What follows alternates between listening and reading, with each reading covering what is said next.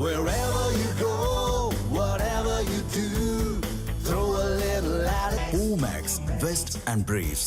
ஒரு மணி நிலவரப்படி பீகார் சட்டமன்ற தொகுதிகளுக்கான முதற்கட்ட தேர்தலில் 42.31% வாக்குகள் பதிவாகி இருக்கின்றன. இது குறித்த விவரங்களை வழங்க இணைகிறார் எமது செய்தியாளர் கவியரசன். கவியரசன், விவரங்களை வழங்கலாம். வணக்கம். பீகார்ல நடைபெற்று வரக்கூடிய முதற்கட்ட வாக்குப்பதிவு தொடர்பாக பல்வேறு தகவல்களையும் செய்திகளையும் நம்ம காலையிலேருந்து பதிவு பண்ணிட்டு வரோம், பார்த்துட்டு வரோம். அதனுடைய அடுத்த அப்டேட்டாக 1 மணி வரைக்கும் பதிவான வாக்குகளின் நிலவரம் வந்திருக்கிறது. 42.3 விழுக்காடு வாக்குகள் பதிவாகி இருப்பதாக தெரிவிக்கப்பட்டிருக்கிறது.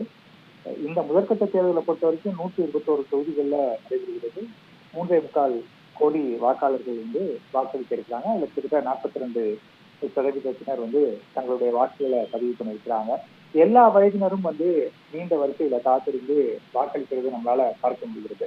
அதாவது பீகார் எலெக்ஷனை பொறுத்த வரைக்கும் இறுதி வாக்காளர் பட்டியலை வெளியிட்ட போது 14 லட்சம் முதல் தலைமுறை வாக்காளர்கள் இருக்காங்க அப்படின்னு தேர்தல் ஆணைய அதிகாரிகள் சொல்லியிருக்காங்க.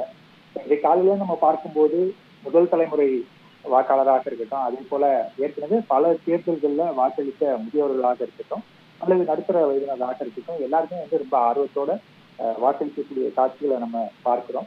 இந்த முதற்கட்ட தேர்தலை பொறுத்த வரைக்கும் கிட்டத்தட்ட 2 துணை முதல் மந்திரிகள் பிளஸ் உட்பட 16 மந்திரிகள், அதே போல எதிர்கட்சியிலையும் தேஜஸ்வி யாதவ் போன்ற முக்கியமானவர்கள் போட்டியிடும் தொகுதிகளுக்கு இன்றைக்கு வாக்குப்பதிவு நடக்கிறது.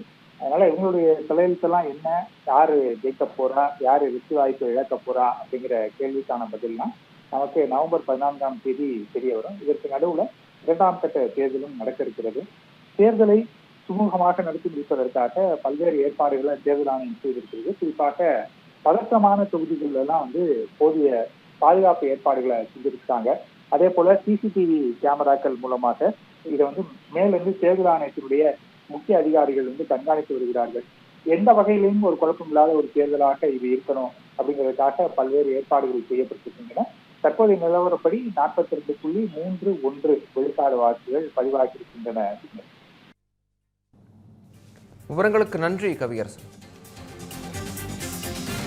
Wherever you go, whatever you do, throw a little at it. Omax, Vest and Briefs.